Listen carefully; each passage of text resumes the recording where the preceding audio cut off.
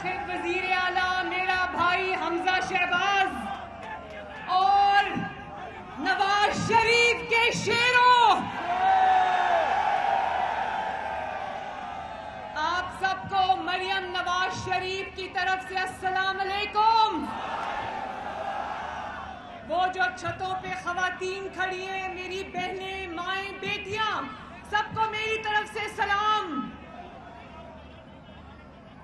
मुझे मेरे भाइयों, नौजवानों, माओ, बहनों, बेटियों, आप सबके जज्बे को सलाम, आप सबकी हिम्मत को सलाम, आप सबकी इस्तकामत को सलाम, खोखर बरादरान की वफादारी को सलाम। मुझे आज भी याद है, मुझे याद है जब इनके घर की चार दीवारी का तकद्दुस पामाल किया गया था।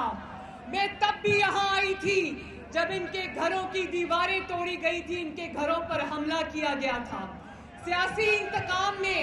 लेकिन शाबाश कि इन्होंने ना नवाज शरीफ का साथ छोड़ा ना अपनी जगह से हिले।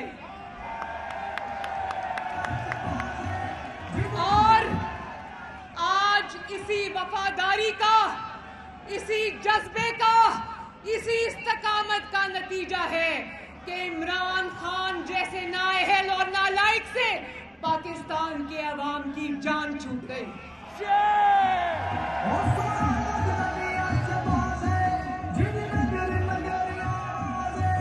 और वो आयत कुरान पाक की सुनिए ना, वतुइज़्ज़ु मन तशा वतुज़िल्लु मन तशा, कि इज्जत भी अल्लाह के हाथ में है, जिल्लत भी अल्लाह के हाथ में है।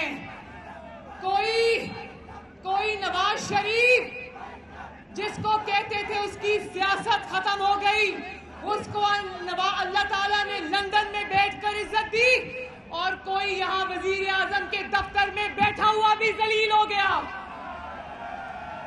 और 73 साल में 75 साल में पाकिस्तान का पहला वजीर आजम था जिसको पार्लियामेंट ने और पाकिस्तान की आवाम ने वोट के जरिए उठा के बाहर फेंका।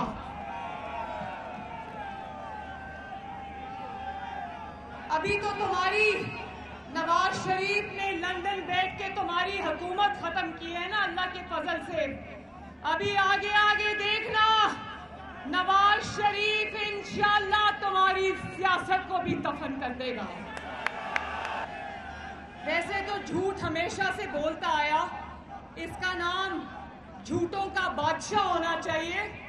जिंदगी में इसने कभी सच नहीं बोला, लेकिन जब इसको अपनी कुर्सी खिसकती हुई दिखाई दी तो उस दिन से पाकिस्तान के अवाम का झूठ बोल बोल के नाक में दम किया हुआ है। तो मेरे भाइयों, बहनों, बुजुर्गों, हाथ उठा के बताओ कि इसके झूठों के मुकाबले में सच सुनना चाहते हो ना?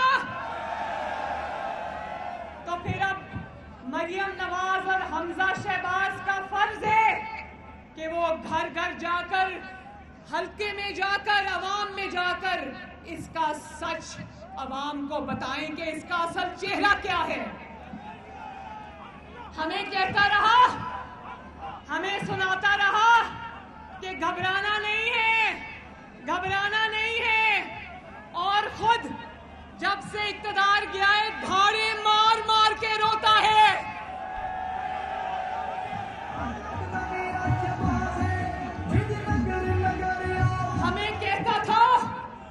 हमें कहता था 50 लाख घर दूंगा। 50 लाख घर तो किसी को नहीं मिले, एक ही घर मुकम्मल हुआ, वो जमान पाक का घर था, इमरान खान का घर था। कौन को कहता रहा, कौन को कहता रहा आखिरी गेंद तक मुकाबला करूंगा। जब आखिरी ओवर का मौका आया तो ये पवेलियन से बाहर ही नहीं निकला। जब आखिरी गेंद खेलने का मौका आया तो ये क्रीज पर आया ही नहीं, और मैदान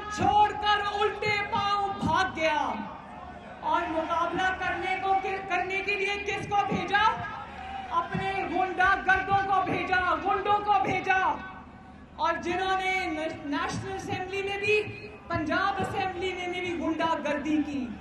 जिस दिन ये गुंडागर्दी हो रही थी, यकीन मानो मेरे भाइयों, मेरा सर शर्म से झुक गया। क्या ये है हमारे पाकिस्तान का मुआशरा? मुझे ये बताओ कि क्या ये लोग अपने घरों में अपने माँ बाप से भी यही सलूक करते हैं? जवाब दो मुझे, यही है हमारी मुआशरती इक़दार? और फिर आखिरी दिनों में इसने आईन की जिस तरह धज्जियां उड़ाई, बड़ा मासूम सा मुंह बना के कहता है कि मेरे लिए 12 बजे अदालतें क्यों खुली? तो कान खोल के सुन लो इमरान खान, तुम्हारे लिए 12 बजे अदालतें इसलिए खुली कि तुमने पाकिस्तान के आईन पर खुदकुश हमला किया था।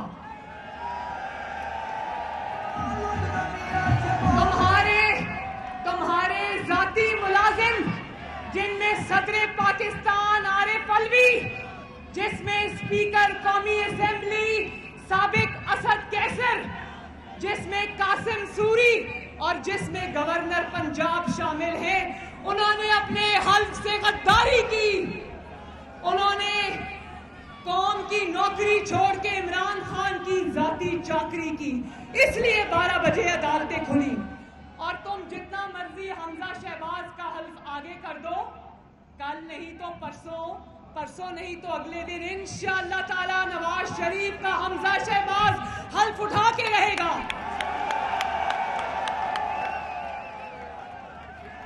तुम्हारा क्या ख्याल था कि तुम अदालतों के हुक्म को पांव के नीचे रोंदोगे और अदालतें तुम्हारा मुंह देखती रहेगी? तुम आईने पाकिस्तान को पांव के नीचे रोंदोगे तो अदालतें तुम्हारा मुंह देखती रहेगी। शुक्र मनाओ इमरान खान कि अदालतों ने अभी तुम्हारे खिलाफ फैसला दिया, तुम्हें उठा के जेल की सलाखों के पीछे नहीं फेंका। लेकिन याद रखो, यहाँ पर कहा जा रहा था घर की फिर तमाम हरबे नाकाम हो गए मेरे भाइयों, तमाम हरबे नाकाम हो गए तो जाली खत उठा कर ले आया। हर जगह से मुंह तोड़ जवाब मिला, नेशनल सिक्योरिटी कमेटी से मुंह तोड़ जवाब मिला, रियासत से मुंह तोड़ जवाब मिला। फिर भी साजिशी खत की टें टें टें टें टें टें सुनते हुए दिमाग पक गया है। भाई मेरी बात सुनना, मेरी बात सुनना।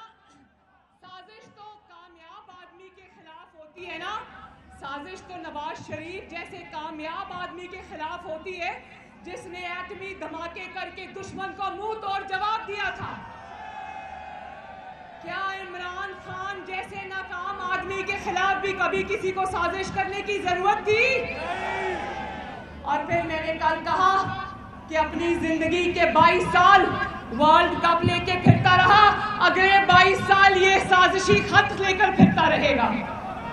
और कोई बईद नहीं मेरे भाइयों बहनों कि अगले आने वाले दिनों में ये चौकों पर खड़ा होके गाड़ियां रोक रोक के साजिशी खत दिखा दिखा के पैसे मांगा करेगा। खान तोशाखोर, खत छोड़, कारकर्दगी बता। तोशाखोर, तोशाचोर, साजिश छोड़, रिपोर्ट कार्ड दिखा के तूने क्या किया है। साजिश का ड्रामा ना कर, काम दिखा के क्या काम किया है। पहले कहता था कि यूएस ने, अमेरिका ने मेरे से अड्डे मांगे तो मैंने कहा एब्सोल्युटली नॉट। फिर जब हर दफा की तरह चोरी और झूठ पकड़ा गया तो कहता वो तो मैंने इंटरव्यू में कहा था। हाँ इमरान खान, तोशा खान, बोलो तोशा खान, तोशा खान, तोशा चोर। हाँ इमरान खान, तोशा खान, तुमने एब्सोल्युटली नॉट कहा जानते हो एब्सोल्युटली नॉट कब कहा? मेरे भाइयों, जब आवाम ने रोटी मांगी तो कहने लगा एब्सोल्युटली नॉट। जब आवाम ने आटा चीनी मांगी तो कहने लगा एब्सोल्युटली नॉट। और जब आवाम ने बिजली, चीनी, दवाई मांगी तो कहता है एब्सोल्युटली नॉट। बल्कि इंतहाई संगदिली से कहता है, जब ये वजीर आजम था तो तकब्बर का पहाड़ था, बड़ी संगदिली से कहता था कि मैं यहाँ आलू प्याज के रेट पता करने नहीं आया। आलू प्याज के रेट पता करने नहीं आए तो क्या हेलीकॉप्टर में आवाम के खर्चे पर सैरे करने आए थे तुम? हमें हॉलैंड के वजीर आजम के किस्से सुनाता था कि हॉलैंड का वजीर आजम साइकिल पे ऑफिस जाता है, खुद बनी गाला से वजीर आजम हाउस तक जो सिर्फ 10 मिनट का रास्ता है, उस पर इसने आवाम की टैक्स की कमाई का 1 अरब रुपया फूंक दिया। आवाम को पेट्रोल और डीजल की कितारों में लगाकर ये हेलीकॉप्टर के चक्कर लगाता रहा। और आज हमजा जब कह रहा था कि सुबह मैं टीवी देख रही थी, मैं इसकी तकरीर नहीं सुनती, अगर बोल रहा हूं मैं म्यूट कर देती हूं, लेकिन आज मैंने सोचा देखूं 200 बंदे आगे बिठा के क्या बात कर रहा है। वो था तो वर्कर्स कन्वेंशन, लेकिन उसमें 150 बंदा था, 50 मीडिया वाले थे। और वहां पर 200 बंदा आगे बिठाकर 20 लाख बंदे इस्लामाबाद में लाने की बातें कर रहा था। जिसने इसने कल कॉल दी कि इलेक्शन कमीशन ऑफ पाकिस्तान के आगे आओ और लाखों की तादाद में एहतजाज करो, वहां 5 बंदे इकट्ठे नहीं हुए।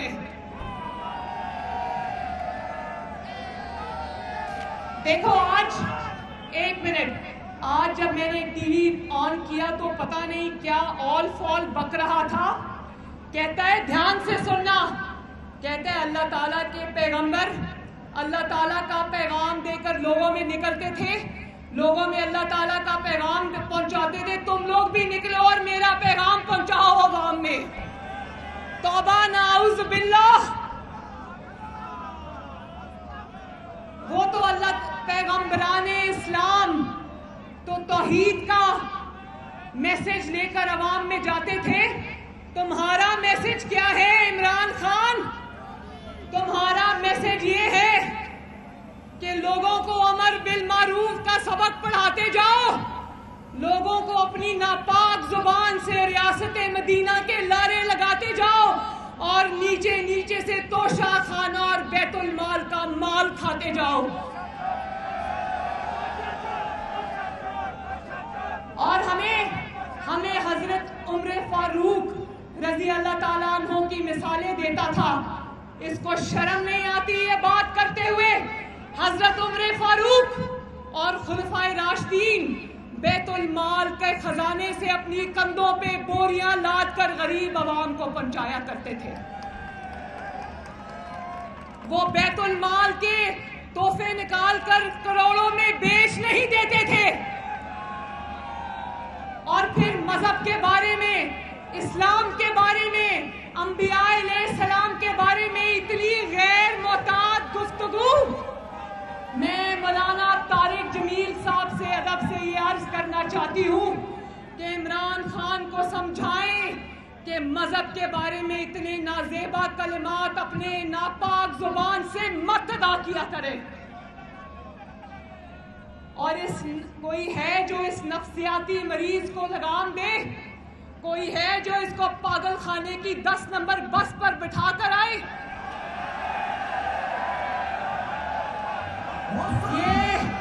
ये इतना बड़ा पागल है कि कौम को तो पागल किया है, अगर इसको पागल खाने में भर्ती करा दो ये पागलों को भी पागल कर देगा।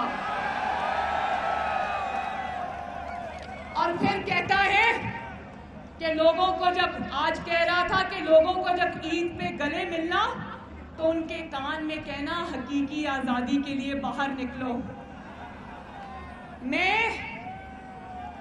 मैं कहती हूं कि जब लोगों को गले मिलना ईद पर तो कान में कहना गोगी बचाओ तहरीक के लिए बाहर निकलो।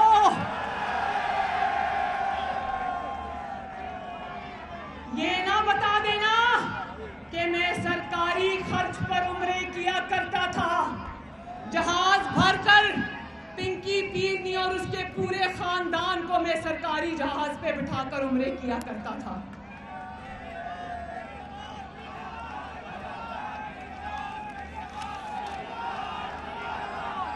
मेरे भाइयों, जरा हाथ उठाकर बताना, जानते हो ना फराह गोगी कौन है? फराह खान यानी कि इमरान खान। आज एक नया किस्सा सुनो जिसके सबूत आज टीवी की स्क्रीन्स पर चल रहे थे। ध्यान से सुनना कि किस तरह हमें अमर बिल मारूफ का सबक पढ़ाकर ये कहते हैं ना, विचों विचों खाई जाओ तो रौला पाई जाओ। इसने वो रावलपिंडी रिंग रोड मंसूबा सुना है ना, उसके ऐलान से एक हफ्ता पहले ये फराह गोगी, जिसका दूसरा नाम इमरान खान है, इसने 2 करोड़ 60 लाख रुपए की जमीन खरीदी, क्योंकि इसको इमरान खान ने बता दिया था कि रिंग रोड मंसूबे का ऐलान होने वाला है। अगर ये जमीन तुम अब खरीदोगी तो ऐलान से पहले सस्ती मिलेगी और बाद में बेचोगी तो अरबों की जमीन हो जाएगी।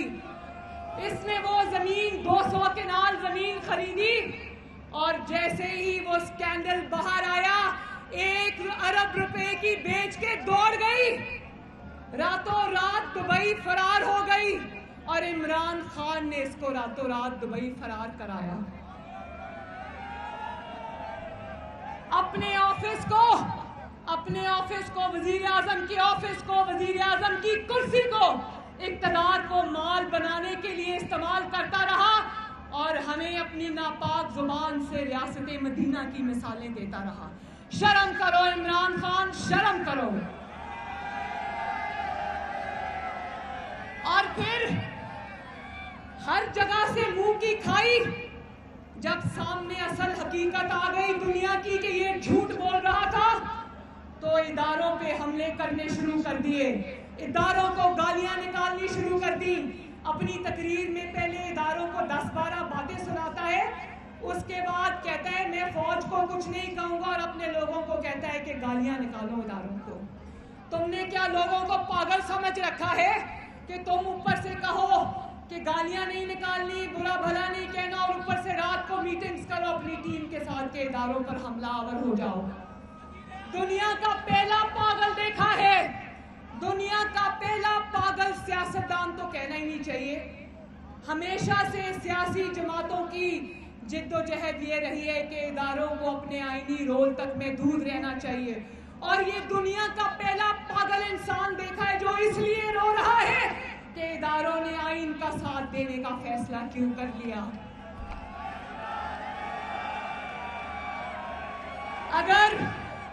अगर इदारे आईन के साथ खड़े हैं तो ये तो अच्छी बात है ना, इसमें इतनी मिर्चें इमरान खान को क्यों लग रही हैं?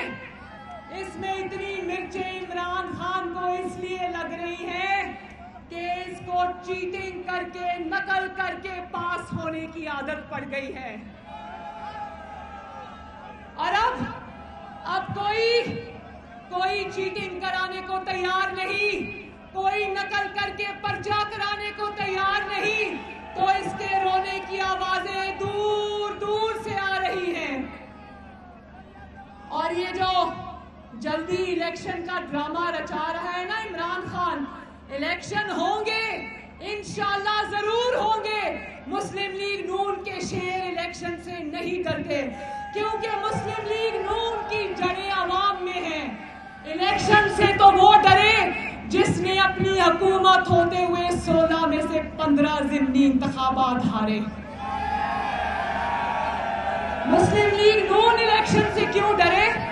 मुस्लिम लीग नून तुम्हारी धांधली और हुकूमत के बावजूद 16 में से 15 इंतखाबात जीत गई थी। तो ये जो जल्दी जल्दी, एक मिनट आखिरी बात, ये जो जल्दी जल्दी इलेक्शन कराने का मंसूबा है ना, इसमें इलेक्शन कराना मकसूद नहीं है। इसमें इमरान खान तकर्रियों में मुदाखलत चाहता है और चाहता है कि तकर्रियों में मुदाखलत करके ये अगला इलेक्शन भी फिक्स कर ले। तो पहले तो ये मान लो कि तुम्हारा सारा मैच फिक्स था और अब याद रखो इमरान खान, तुम्हारी धौंस पर, तुम्हारी गुंडागर्दी पर अगली तकर्रियों का फैसला नहीं होगा। अगली तकर्रियों का फैसला मेरिट पे होता है और मेरिट पे होगा इंशाल्लाह।